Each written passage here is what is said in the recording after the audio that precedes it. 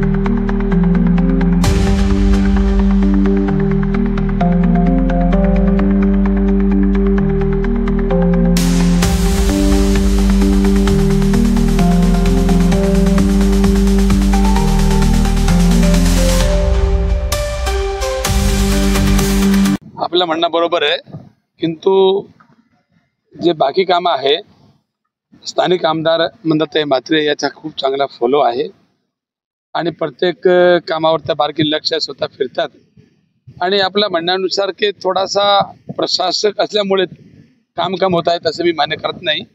कारण आयुक्त खूप सचेत आहे आणि काम करणारा व्यक्ती आहे आणि कोणतीही कंपनी घेऊन गेले कधीही कामाला ना बोलत नाही, तुरंत ॲक्शन घेतो. आणि आयुक्ताची स्टाईल पाहिला आम्ही जसे पत्र देतो ते पत्राचे फोटो काढतात आणि संबंधित अधिकाऱ्यांना लगेच पाठवतात आणि तिथून फोन येतो. यामध्ये जर कुठे कमी राहिली असेल ना तो नागरिकांनी कंप्लेंट केली पाहिजे. आमच्यासारख्या लोकांनी थोडंसं लक्ष घातलं पाहिजे. बाकी कोणत्या कामामध्ये स्थानिक आमदार आणि आयुक्त काम पडत नाही. आणि दुसरा विषय, थोडा लोकांची पण चूक आहे, कुठे कचरा टाकतात. स्वच्छ भारत एवढी स्कीम चालू आहे, इकडे पालिकेला लक्ष घालत आहे, तो थोडासा लोकांनी पण लक्ष घातलं पाहिजे. आणि आता याच्या पुढे आता सत्तेत आम्ही पण आलेलो आहे, आम्ही भाजपत प्रवेश केला, आता थोडा आम्ही पण बारकीने थोडासा बघत आहे आणि थोडासा वेळ लागतो, पण आता कामाची गती बघा तुम्ही, पहिल्यापेक्षा खूप चांगल्या गतीने काम होणार आहे. धन्यवाद. जय हिंद, जय महाराष्ट्र. वाशीला पूर्वी या प्लॉटवरती हॉवरक्राफ्ट चालायची. एक जेटी आहे, सिडकोच्या माध्यमातून तयार केली होती. इथे बघायला यायचं तात्पर्य एवढं की इथे मँग्रोवची झाडं किती वाढलेली आहेत, कारण त्याच्यामुळे पाणी अडू शकतं, या शहरामध्ये पाणी भरू शकतं का, इथे घाण किती आहे, जैविक कचरा किती आहे. आणि हे सगळं आज मी अधिकाऱ्यांनी घेऊन, आज याचे अधिकारी फिशरिंगचे आहेत, पालिकेच्या इंजिनियर मॅडम आहेत, त्या सगळ्यांना बोलून आपल्या सगळ्यांच्या माध्यमातून हा दौरा केलेला आहे.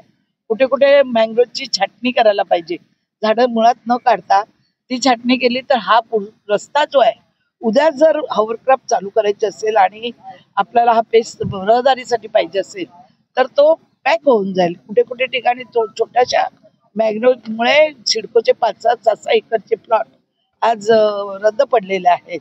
आणि ही सगळी खबरदारी इथे सुशोभीकरण करणं, जसं पूर्वी होत्या बाजूच्या प्लॉटमध्ये मी पूर्वी सुशोभीकरण केलं होतं MLC असताना, आता सगळा परिसर पिकनिक स्पॉट बनवायचा आहे मला.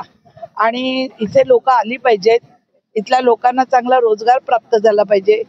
तसेच इथे आगरी कोळी जे मच्छी मार करतात, ही छोटी खाडी आहे, पण बोनकोड्यामधून जी केमिकल कंपनीचे जे पाईप आलेले आहेत तिथपर्यंत, पुष्कळ पाऊस पडला का ते लोक केमिकल सोडतात आणि इथली मच्छी पूर्ण संपुटात येऊन मेली जाते. या लोकांचा उदरनिर्वाह या छोट्या खाडीवर आहे. मोठ्या मोठ्या समुद्रातल्या बोटी बंद झालेल्या आहेत.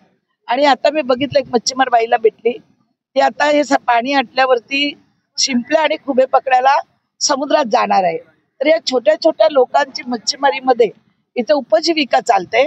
तर मी शासनामध्ये आता लक्षवेधी घेणार आहे की ह्या ज्या पाईपलाईन आलेल्या आहेत आणि या पाणी फिल्टर न करता समुद्रात जे पाणी सोडतात ते कुठेतरी बंद झालं पाहिजे. अशा कंपनींवर कारवाई झाली पाहिजे. हे मी यावेळी 30 तारखेच्या अधिवेशनामध्ये हा प्रश्न मांडणार आहे, जेणेकरून इथले मच्छीमार आहेत त्यांच्यावर उपासमारी होऊ नये आणि या परिसराचं सुशोभीकरण व्हावं. या सगळ्या गोष्टीसाठी आज मी हा पाणी दौरा केलेला आहे.